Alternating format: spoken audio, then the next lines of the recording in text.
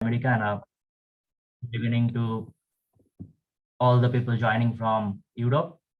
So, and a special thanks to both the speakers for accepting our invitation and being here today. So the topic of today's seminar is academic path and transatlantic funding opportunities in US and Canada after your Marie Curie individual fellowship. So this talk is organized by Marie Curie Alumni Association North America chapter, and my name is Pritam Bose. I am the Midwest coordinator for this chapter and a board member as well. And we also have the other board members, for example, Sergio and Dora in this meeting. So they were the main persons organizing this seminar. So before giving the floor to the speaker, I just want to say a few words about our first speaker. So our first speaker is Dr. Frank Wendt. Frank is an associate research scientist in Yale's Division of Human Genetics in Psychiatry and an incoming assistant professor of anthropology at the University of Toronto. So he'll be joining this position from the summer of 2022. His postdoctoral training at Yale was supported by an NRSA F32 individual postdoctoral fellowship from the National Institute of Mental Health. So his research mainly focuses on identifying and understanding the consequences of genetic variation associated with multiple traits. He has authored and co-authored more than 75 articles, book chapters, and reviews. So just before giving the floor to Frank, I just want to say a few words about the format of this seminar. So we'll be having the speakers talk for 20 minutes each, and then at the end, we'll be having 15 to 20 minutes for question and answers. So meanwhile, if you have any questions, you can actually try to put them in the chat and we can try to address that later. So now the floor is yours, Frank. Thank you. Let me share my screen really quickly.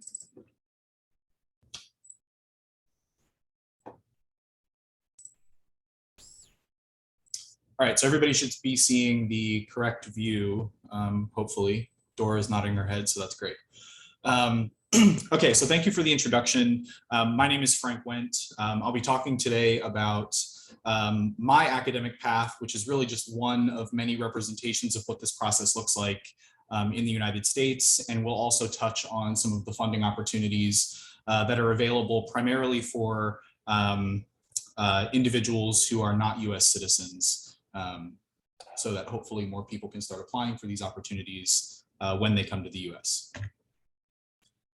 So a brief overview, like I said, we'll talk about my academic training and what's next for me in the immediate future. We'll talk about some postdoc funding, primarily giving you information about when to apply, where you can apply, how you apply for these things, and then who is eligible to apply for these items. And finally, we'll talk about a little bit some of the PI funding or funding once you start to develop your independent research space. So diving into my background, I have a bachelor's degree in forensic science from the Pennsylvania State University. Most of my research there was done with Dr. Mitch Holland, focusing on developing instrumentation that is able to be taken into the field for forensic DNA applications. I then did a PhD at UNT Health Science Center in Dallas, Fort Worth, Texas, with Bruce Badoli. My dissertation work was primarily focused on developing machine learning algorithms that use genetic data to make inferences about adverse responses to the synthetic opioid agonist tramadol. And actually, this is an interesting time for me because I was not only supervised by a PI in Texas, but I had a co-PI out of the University of Helsinki. So sort of a dual mentorship there between the US and Europe. I then came to Yale School of Medicine as a postdoctoral associate in 2018 to study complex trait genomics. This was primarily driven by my dissertation work, which is from the pharmacogenomics perspective, not being a single gene, single protein process that is the result of drug response. It's really this complex pathway that is associated with the way an individual responds to a specific medication. This is what we called polygenicity, and this is a hallmark characteristic of complex trait genomics. So really dove in deep for that topic area for my postdoctoral training, primarily focusing on mental health conditions, including things like substance use disorders, post-traumatic stress disorder, depression, anxiety, and some of the thoughts and behaviors that are associated with death by suicide. I also have a very large interest in genomic structural genomic structural variation. And I've received some dedicated mentorship from some people at Yale in this capacity as well. So as was introduced during my intro, I recently completed my independent faculty search for a tenure track position. So I wanted to highlight a little bit what that process looks like in the US. This is an extremely daunting and long process. I started applying for positions in September of 2021, which means I probably started writing materials for my applications in like July, August of 2021. I started getting interviews for this in January and February, and formally signed an offer mid-April. So this was somewhere between like 6 to 9 months is probably reasonable for people to expect for the faculty search. I submitted 15 applications. I did 4 really fast sort of speed dating style interviews. 12 of the places that I applied to actually said nothing to me. They did not respond at all to my application. And that's fairly common. You might get no response from places. The content of your application is fairly similar between the US and Europe. I think you're expected to demonstrate that you have some research ideas that are interesting to you, that are also independent from some of your doctoral and postdoctoral training opportunities. You're expected to demonstrate that you have some capacity of teaching or experience doing some formal teaching. You're expected to talk about some diversity, equity, and inclusion practices that you have in play for your own research and teaching initiatives as well.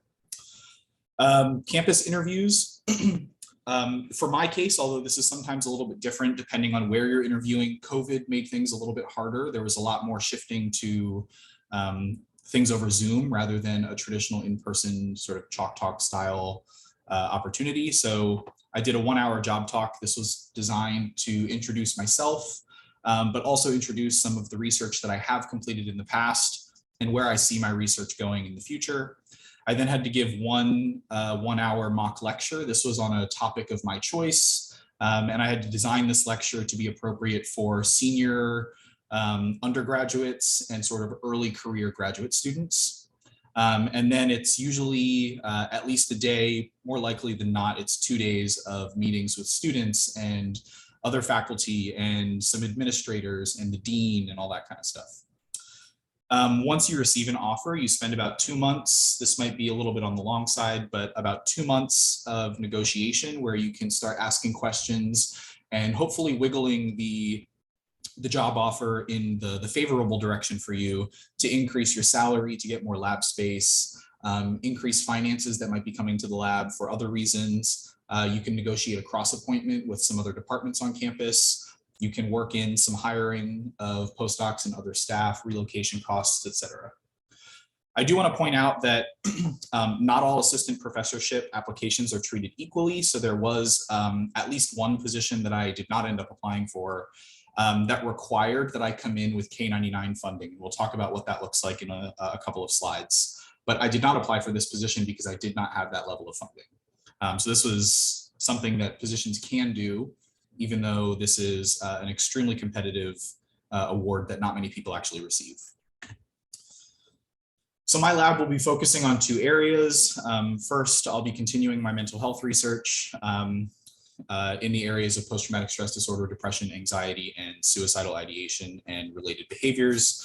I'll also be focusing on a forensic science arm of my research using statistical methods to account for admixture in some of the statistics that are reported for the forensic DNA community. So now moving into some of the opportunities for postdoc funding. First and foremost, there are a ton of funding opportunities in the US. If you are not familiar with this, you can find money pretty much everywhere. Not everybody is eligible for that money, however. NSF, the National Science Foundation, and many, but not all of the National Institutes of Health are not accessible to international trainees. These do require that you are a US citizen to access many of those funds.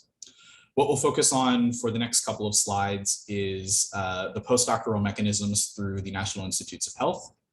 NIH is the medical and behavioral research funding hub of the US government.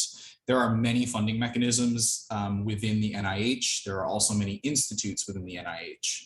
At the postdoc level, there are three primary sources of funding that an individual can receive: the F series, which stands for fellowship, the K series, which stands for career, and the R series, which stands for research. F for the fellowships, these are not eligible, or sorry, international applicants are not eligible for the fellowships, but there are some K awards that international individuals are eligible for, so we'll talk about those on the next slide. Regardless of what you apply for through the NIH, there are 5 criteria that you're evaluated on, and this is done through a scoring rubric. The first of those criteria is significance of your grant. So essentially, how important is the problem? What is the potential long-term impact? And really, is this something that can sort of change the field or change the way we think about the science that you're trying to address? You're also evaluated as an investigator. So not only what is the question you're asking, but who are you and why are you asking this question? So they want to see what your training looks like. They want to know what experience that you have in this specific topic area.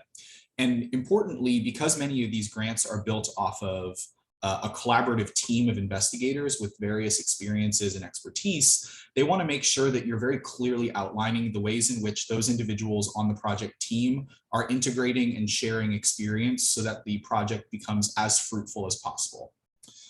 The third item is innovation, and this ultimately boils down to the originality and novelty of your concepts. Oftentimes, this is thought about as kind of how aggressively you challenge dogma in the field. And I caution people sometimes to not overinterpret that challenging of dogma. Certainly push the envelope and go a little bit farther than what the field currently recognizes as being quote unquote true, but you don't want to completely flip a concept on its head because you're going to get a lot of pushback for those types of ideas. The fourth bullet point is the approach, and this is ultimately your experimental design or your methods that you're deciding to apply to the research question. And importantly, in the approach section, the NIH really wants to see whether or not you understand the limitations of your study and some ways that you see as reasonable alternatives to addressing the problem in the event that your experimental design does fail. The fifth item is the environment component, and this is often thought of as simply what are your institutional resources and what is the university going to do for you to support you during this process. But something that you can also include in here is the uniqueness of your study population or the uniqueness of the data set that you have available to you.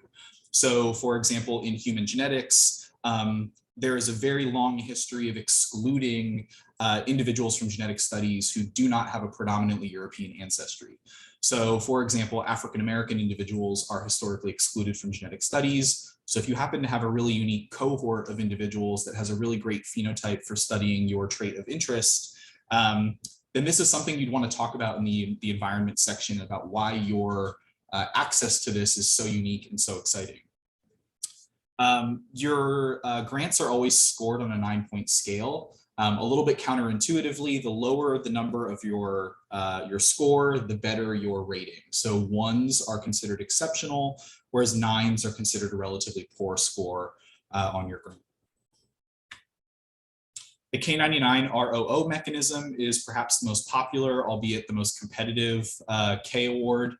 This is a career development award for late stage postdocs. The K99 phase is up to 2 years of protected training time. The R00 phase is 3 years of protected research time, usually done at a different institution where you'd become faculty. The K99 is really important because you need to demonstrate to the NIH why you need training for another up to 2 years. So most people tend to apply for this in their second year of postdoc. That way you have up to 2 years, meaning you're ultimately a 4th year postdoc when you start looking for that faculty position to take your R00. Everybody is eligible to apply for this award. So I've listed here 3 of the categories that they specifically list. I think there are very, very few exceptions to the individuals that can apply for this. And usually that is based on rank or experience. So for example, you cannot apply for this award if you've accepted a faculty position, regardless of how far out you are from the start of your postdoc. Those of you that are interested in clinical trials, there are some options for the K99 R00 to be done in a clinical trial setting. So that is something you can consider, although I do recommend that you reach out to the program officer or the person that is involved with sort of managing the grants for this pretty early on, just to make sure that what you're applying for actually fits the thought process of the PO in terms of the clinical trial piece of your work. Across all 5 years of funding, you're receiving approximately $1 million US. This is really a major accomplishment for individuals that do receive this award, and they become quite competitive on the job market. There are 3 other K awards that I think are probably relevant for most people. The first is the K01. This is a Mentored Research Scientist Award. These are basically for bench scientists or computational scientists that are asking questions that don't particularly involve anything to do with the clinic or a patient-oriented experience. The K08, on the other hand, and the K23 are designed for clinical scientists and some patient-oriented research, respectively. You will see that the duration of these awards are all the same, but the funding can vary quite a bit depending on the degrees that are expected for the individuals that are applying for the awards. So for example, the K01 tends to be applied for by people who hold a PhD. So the salary for this is about $75K US. A reasonable income, but it is not the same as the 100K for the K08 or the K23. And this is because many of the people that apply for this are MD holders. So they are medical doctors because they are seeing because they are working in the clinic or they are seeing certain patients through their research. The different liabilities associated with being an MD versus a PhD oftentimes warrant the salary increase. You'll also notice that there's a slight difference in the research. Again, for the clinical or the patient-oriented research, it's often very expensive to recruit people to the clinic to do your study. So much of this money is intended to support patient recruitment rather than doing like the actual bench science that many people would be doing under a K01. The timelines that are worked into these, pretty consistent across the board. Many people do apply for these much earlier than the 6-year or the 4-year mark. I do want to point out here, though, that the NIH has been pretty forgiving in the COVID-19 pandemic. You are allowed to extend some of these timelines, and regardless of pandemic timeline, the NIH does also recognize major life events as being eligibility for an application extension. So you just have to make sure that you're asking for these things, because if you don't ask, nobody's going to tell you that these things exist out there. Something that I'm very quickly learning because I am preparing to move to Toronto, funding in the US through NIH takes an extremely long amount of time from submission to actually getting money in your pocket. Whereas some other places, in particular, some things in Canada, and I know that there are some opportunities in Europe that are much faster. But just for reference, I'm showing here the timeline of my K99 submission process. I started this submission in February of 2021. This then got reviewed in July of 2021. I got a score in early July. I received my reviewer comments in mid-July. I met with my PO, that's the person that manages all of your grants. I met with that person at the end of July. We sort of strategized the way that I would resubmit and respond to the reviewer comments. I submitted my second round of the K99 in November of 2021. I got my score in early April. I got my reviewer comments 2 days ago. And this was a really favorable reward evaluation of my submission. So really anytime between June and November, I could receive a notice of award. And then anytime after that, it's usually 10 months, I think is the cutoff, is when you are allowed to activate those funds. So you're seeing that this could be like a year and a half, maybe 2 years, maybe 2.5 years before you're ever actually getting your money that you've applied for. This is extremely daunting and really stressful to go through because we all have lives that are moving, right? For the record, I'm not accepting the K99 regardless of the score because I'm moving to Toronto. So I was competitive on the job market without money. That is not always the case, but that is certainly a possibility. You might have to push a little bit harder, but it's certainly doable. A few points to note here: very few applications are funded on the first submission.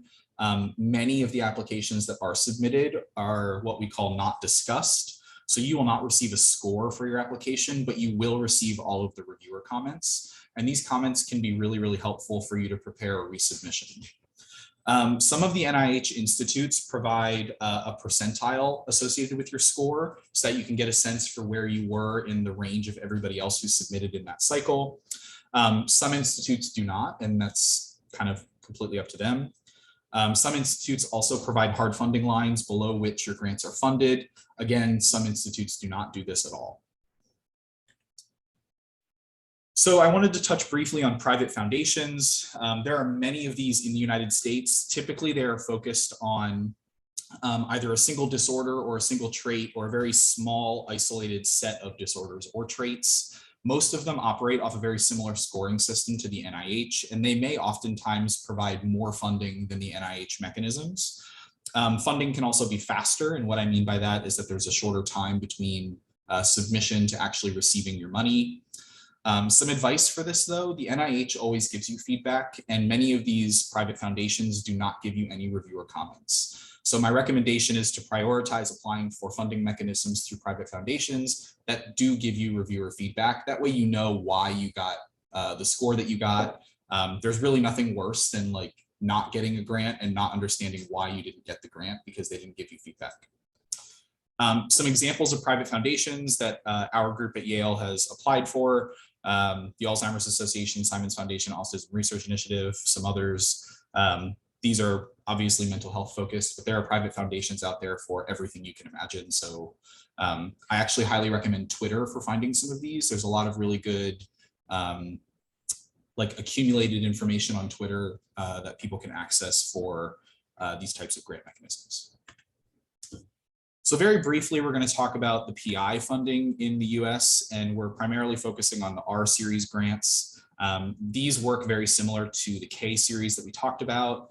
The R00 that is tacked on to your K99 at the end is 3 years of protected research time, approximately $250,000 a year for each year.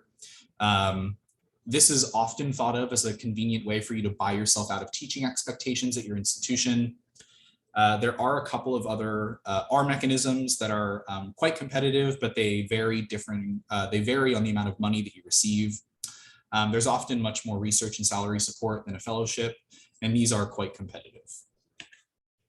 So with that, I am out of time, and I'd like to thank everybody as well as my funding sources, both NIH and some opportunities at Yale.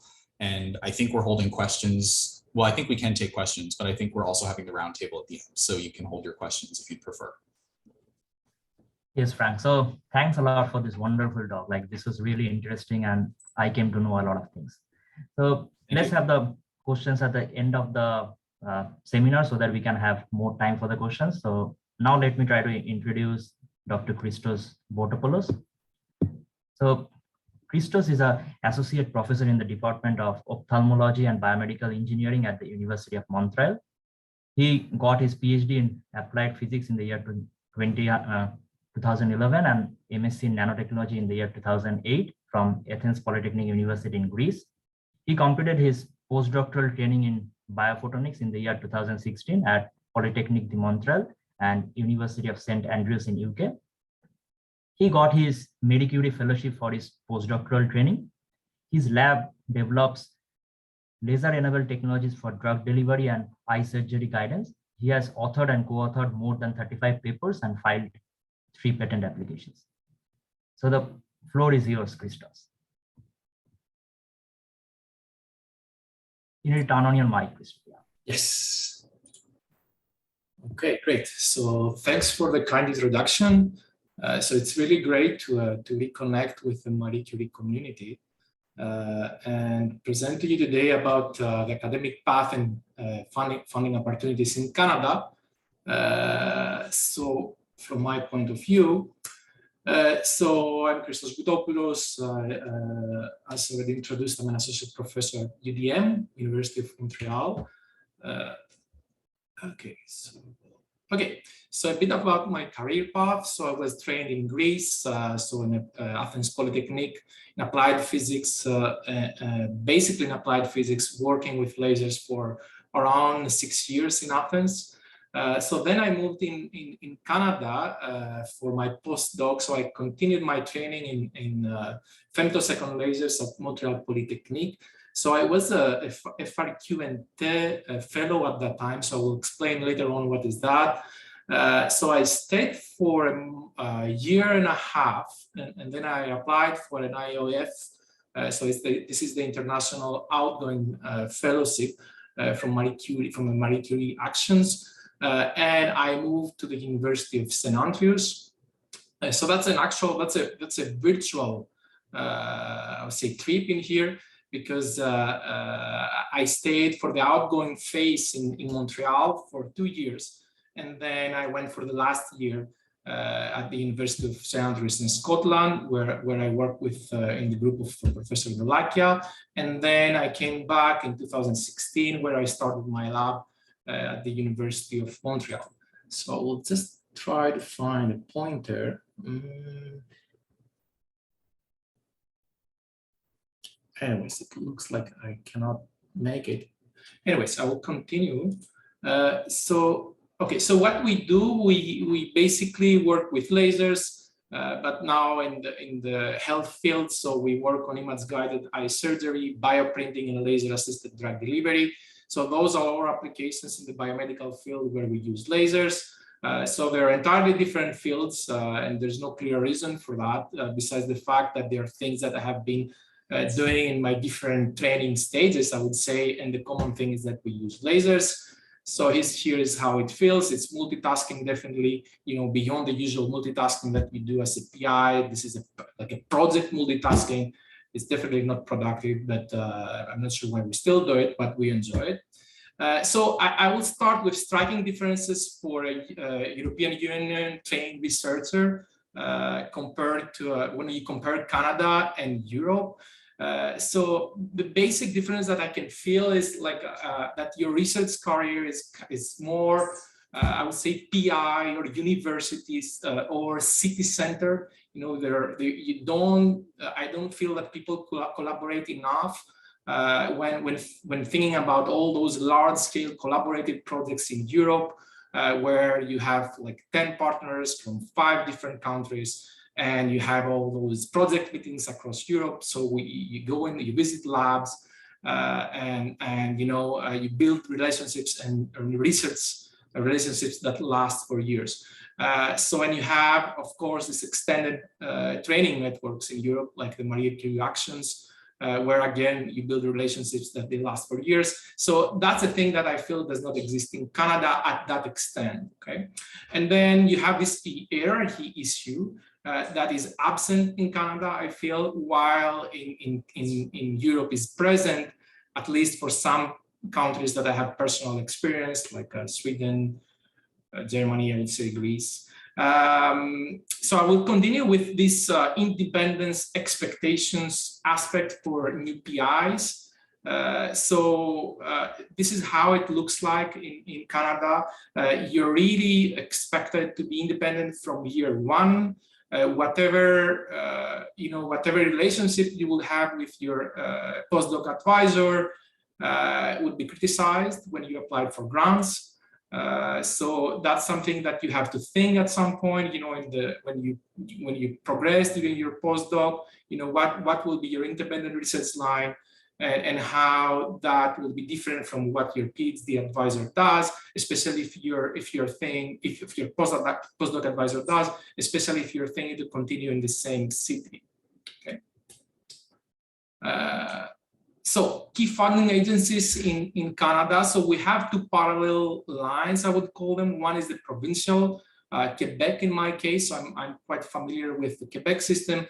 I believe that similar system exists in other provinces, but I will present Quebec. And then you have the federal system. Okay, so those competitions, they run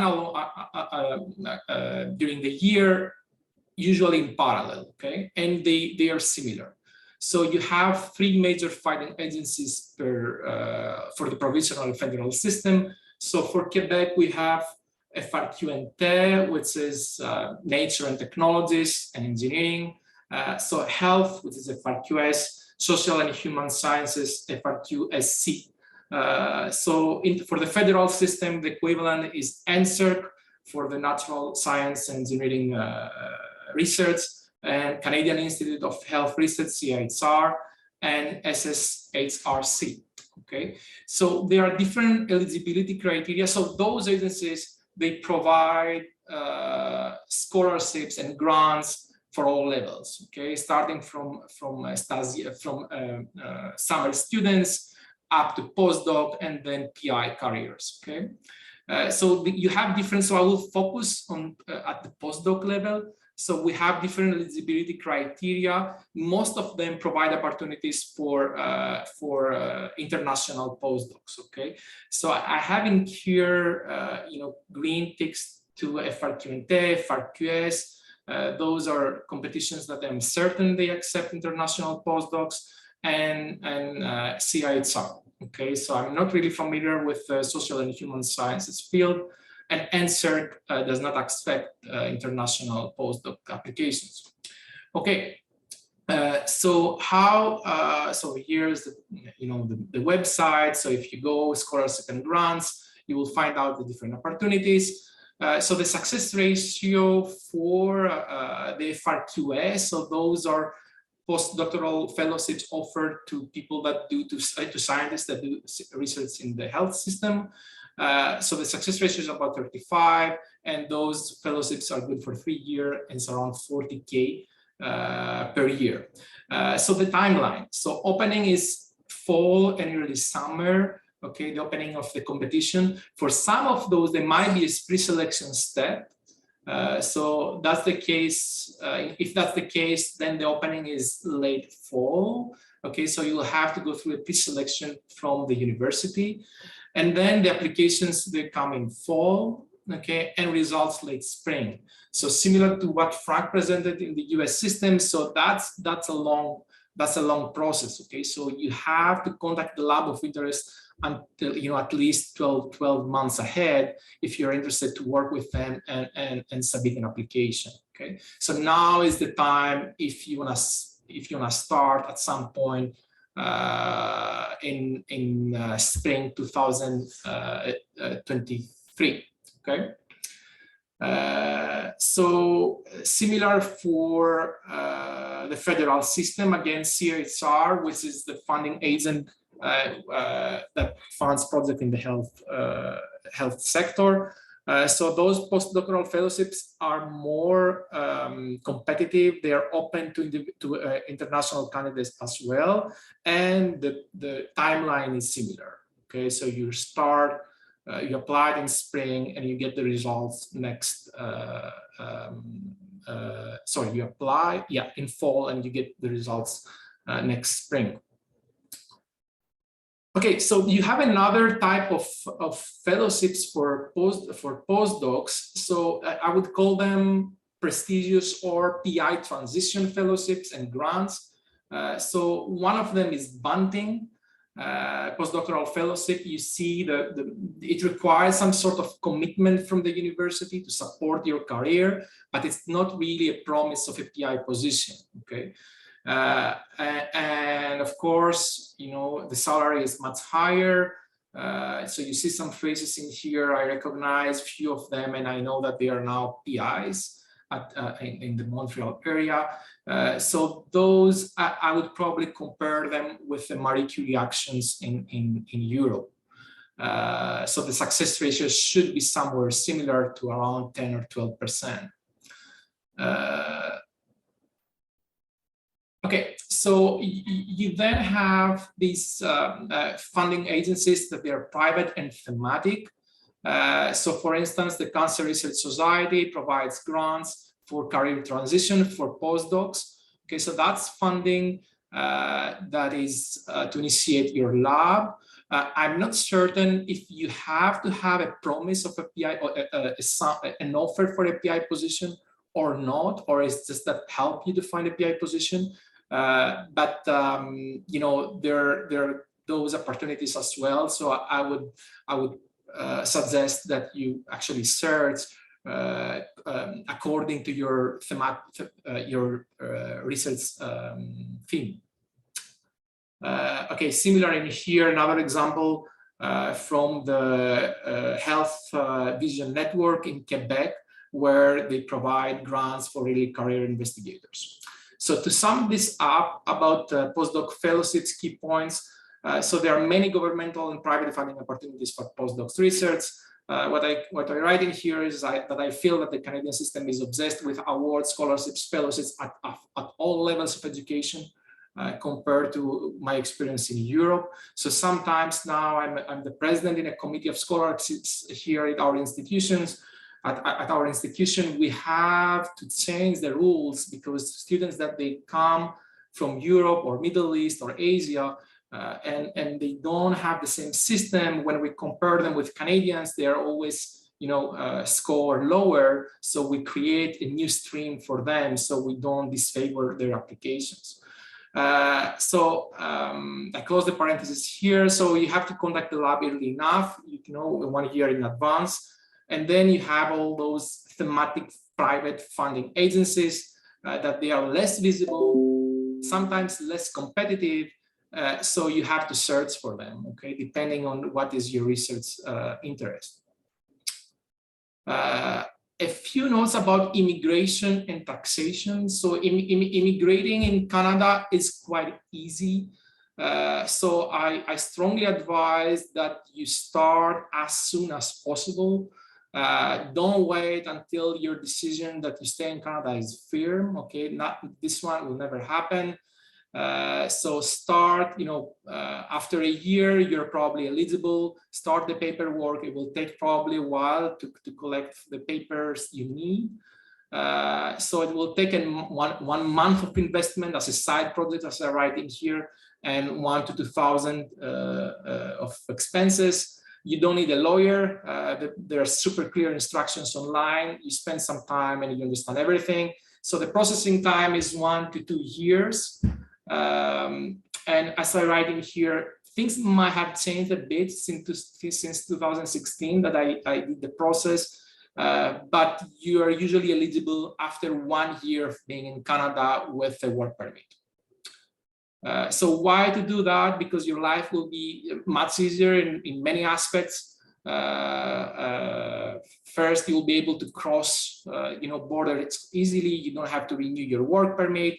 And then in most of PI job announcements, you will find this little note that all qualified candidates are encouraged to apply. However, Canadians and permanent residents will be given priority. Okay, so I guess the message is clear. It has many implications, like recruiting someone that is not a permanent resident has many implications for the institutions. Okay? It's possible, and I was recruiting before being a permanent resident, but it's definitely better if you're a permanent resident when you seek for a position. Another thing that people don't know is that as a postdoc, you're exempted from paying provisional tax in Quebec. I'm not sure about other provinces, and that will save you a few thousand a year as a postdoc. And the same applies when you are a PI, so or repatriated Canadian. Okay, so if you're a repatriated Canadian, some conditions apply. You have to be away for a few years. Then you're exempted from paying tax, and I think that's the case for a few years, maybe 5 years. After your first appointment, and that is a considerable amount per year. Okay, so it's from 5 to 10K per year. So accountants do not know. Okay, so you have to provide that information, and sometimes universities and research centers, they don't provide clear information to you about this taxation issue. Okay, so that's something that you have in some cases explore by yourself. Another parenthesis in here for regulated professions. So if you're an MD, an engineer, then there are certain barriers in Canada and especially in Quebec. Okay, so this is how life feels in Europe. So I have those pictures in here and in Canada. So in Europe, for instance, if you're a trained doctor in Greece, or a non-trained, partially trained doctor in Greece, you can work you used to be able to work in the United Kingdom with probably a month of paperwork. Now, if you're a partially trained doctor in Europe, if you want to continue your training in Canada and in Quebec, you should take 3 major exams that they are spaced apart, and the entire cost in time is 2 years, and you have to spend 10,000 for paying for those exams. And that will give you the right to train, but not a position to train as an MD in Canada. Okay, so it requires a huge investment from individuals that they work in regulated professions. So that might apply to you or might apply to your spouse. Okay, so that's something to consider when you consider moving to Canada. And another parenthesis here for engineers. So if you take a position as an engineer, as a researcher, as a professor at an engineering school, before asking tenure, you have to become a member of the professional order. And that might be simple depending on in which province you are, or might be very complicated if you are in Quebec, for instance, where you have to take exams and prove knowledge of French. Okay, so now for the PI career paths, you have 2 major paths in Canada. I guess it's probably similar in the US. So you have the tenure track, which is the standard path. You have teaching and research duties. Your lab will mainly be based on campus, and you have the assistant, associate, and full professor ranks. You have the non-tenure track stream, which is not that clear, so I will emphasize on that. So those are mainly positions that they are funded by provincial or federal program funding agencies. So I have 2 programs in here: the FARQS Research Scholar Program that funds such positions, and Canadian researchers fund such position as well. So the main difference with a tenure track stream is that you have protected time for research. Usually profs or PIs are based off campus at the research center, and you have the similar levels and the payroll is the same compared to the tenure track. So I will explain a bit the FARQS non-tenure track system, which is particular in Quebec. So those faculty positions, as I said, they are funded by a FARQS. So actually they contribute 50 to 60% of your salary by paying directly the university. An important note, as already mentioned, is the same payroll and promotion criteria compared to the tenure track stream. Okay, but there is an important drawback in here. So if you fail to maintain your scholar status, you will most probably shut down your lab. Okay, so how that it works: after your PhD, you're postdocing for a few years, and then there is a critical timeline here to become eligible for this non-tenure track stream in Quebec. You have to be between 6 and 8 years after your PhD. Okay, so you start with your application. So you apply, and you have different, I would call them blocks, depending on your seniority. We call them junior 1, junior 2, senior, and then there is an extra 5 years that I call them. I call it university commitment. So it's the years that the university is legally committed to continue your contract if you finish your senior years. So all over you can be in this non-tenure track stream for 17 years if you follow the entire path. Okay, so between those blocks, you will have to reapply to renew your fellowship. I will call them fellowship or award, and then you have 2 or 3 chances depending on where you are in here, and the success ratio is around 50%. Okay.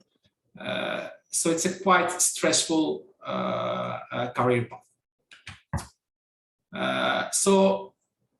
Okay, how you get either type of position. So some some things that are probably already known to you. You have to start by communicating the fact that you search for a position to your PI and network. You have to start thinking about your independent research line.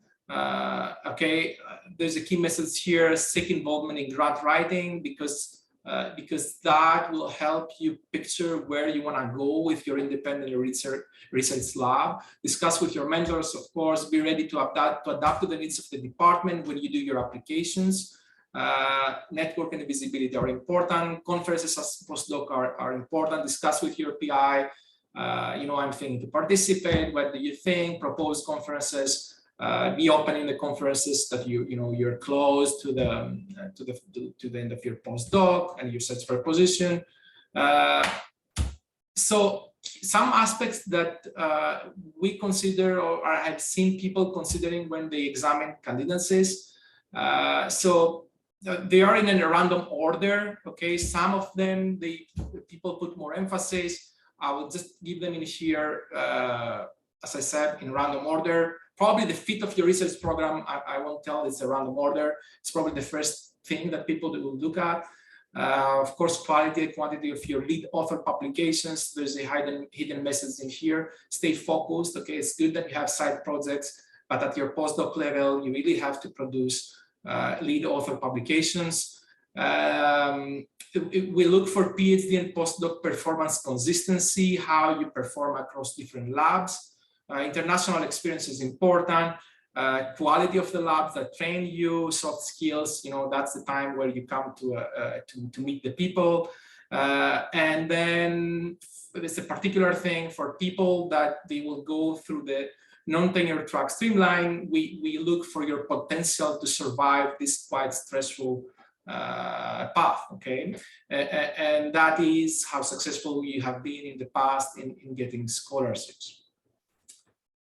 So I'm not really sure where I am in terms of time, but I will stop here and I will be happy to reply questions. So if I have, do I have any time left? Yeah, you can take a couple of more minutes if you want. A couple of more minutes? Yeah.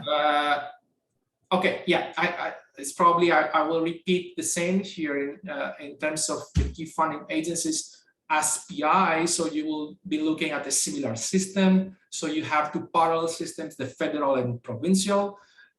So you would apply the different organisms depending on your research platform. So it's important that you don't have overlap between your grants. And that's one of the reasons where, that in my case, and other labs do the same or have a similar approach. They would have different research lines that they would present in different funding agencies, okay?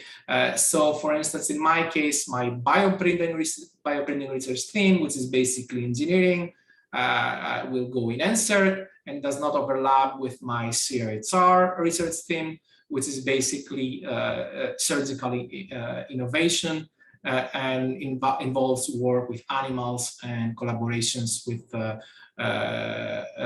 physicians. And on top of that, you have funding opportunities that they are more interdisciplinary. This is one, what I call here NFRF, where you can put forward your crazy ideas, crazy research ideas, where you have to combine different disciplines together in a meaningful way. Okay, so I guess that's it. I will stop here. Thanks a lot, Christos, for this wonderful talk. So now it's time for the audience. So as Haji already put in the chat, so you can turn on your mic and ask the questions, or you can also put your questions in the chat, whatever you prefer. Okay, so since I don't see any questions, so Saji, do you want to go? I can actually want to chip in something that Christos was addressing. By the way, thanks Frank and Christos for sharing your experience on this. It's very illustrative, and for people like me also that I'm in an advanced stage of my postdoc, it's actually very nice to see a little bit like this perspective of the path. So I just wanted to mention when Christos was mentioning like if you're an engineer or medical doctor, this is actually something that one needs to be cautious because it changes from country to country. So whatever, like even in the province, you know, like universities many times have disagreements between countries in which if you are basically a veterinarian in France, you can work in Quebec, but if you're a veterinarian in Serbia, you cannot work in Quebec. So this is something that you need to go like case by case, and it's actually important if you need to do a job that requires to have like this type of license. So just wanted to clarify that because it's actually quite critical if you're a medical doctor and you want to become a medical scientist here, like you might not be able to visit patients, for example, in like 5 years or 4 years until you get your like re-exams. Yeah, as of now, like a small note on that, Sergio, like for medical doctors that they consider the academic path. So there is an exemption. I believe I had a note in the presentation, but I didn't mention that. So they can practice as long as they're having an academic path. They are following the academic path. But you can only do it when you are supervised by a professor. Oh, you're not. Sorry. I think you can only do it when you are supervised by a regulated medical doctor here, because we have some examples here in the research center. But anyway, this is something very specific, like it's not something general. I'm gonna just let others also ask. Yeah. Let's stop here. Yeah, it's a very particular thing. Yeah, so we have a question in the chat. So it is from Duk Tran. So he says that, so after your Marie Curie fellowship, it will be 6 years after PhD. So does that mean my chances for another postdoc funding will be running short, because most of the funding will have cut off of around 6 to 8 years after PhD? So maybe Frank and Christos, like both of you can try to address this. I think it is maybe focused to US, I think, yeah. Yeah, so in the US, you're actually limited for the amount of time that you can be a postdoc. So many institutions will actually cap your postdoc at, I think at Yale, it's 5 years. At some places, it might be 6 or 7 years. But the NIH scale will pay you up to a 7-year postdoc. You're going to have to fight to get funding in that 7th year. And many of these funding opportunities will not fund you because you've been in the position for too long, unless you have a really good reason to extend that timeline. For example, you had a kid, I think you get a full year of extension for that, for every child that you have. So yeah, there are ways to get funding in that 6 to 8 year period, but typically they want to fund people in that 1 to 4 year level. Yeah, in Canada it's similar. So it's for most of the scholarships, the eligibility criteria is 0 to 3 years as a postdoc, unless you have a reasonable reason to ask for an extension. So I actually have a follow-up question on this. So this K fellowships are quite interesting, this K99 and all the other fellowships, but this process seems a bit complicated, and then there are a lot of opportunities available. So I was wondering, like, is there like someone can help you on this? Like, does your university help you on this, or you can get some help from your PI and supervisor? Yeah, so this is a great question, because the university does not provide any help writing these, at least from an individual perspective.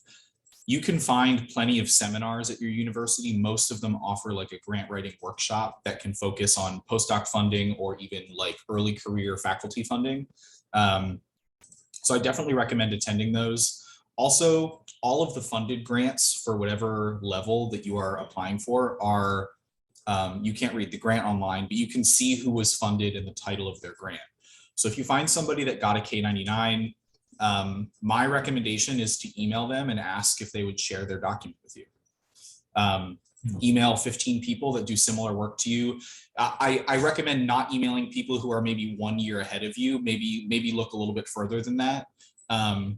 because you also don't want to ask somebody who would be a competitor, right? That's not really a fair way to go. But if people are interested, I'm happy to share mine.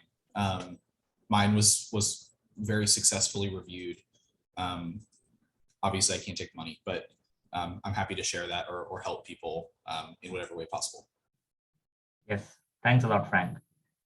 So it seems that there are no other questions in chat, so I would like to ask another question. So the thing is that I actually said that there are a lot of opportunities in these national labs in US. So is the process quite similar to go there, or is completely different? Like, do you guys have any idea on that? Yes, are you talking about like doing a fellowship at the CDC or something? Yeah, exactly. Like, for example, there is this Sandia National Lab, then Los Alamos, like all these different kind of national labs. Yeah, so the process works pretty similar to what I presented.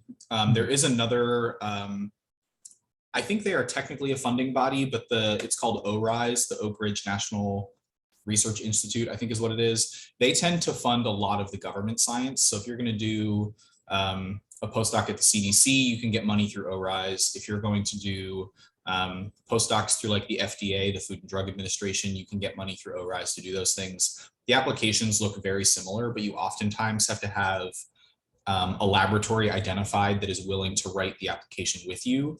Whereas for the K99, you need to already be in a lab before you can start writing and submitting that information.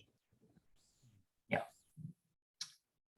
Okay, so it seems that there are no other questions in the chat. So I think we are almost close to time now. So I would just like to end this seminar by thanking both the speakers. So thanks a lot for being here today and like giving us all this information.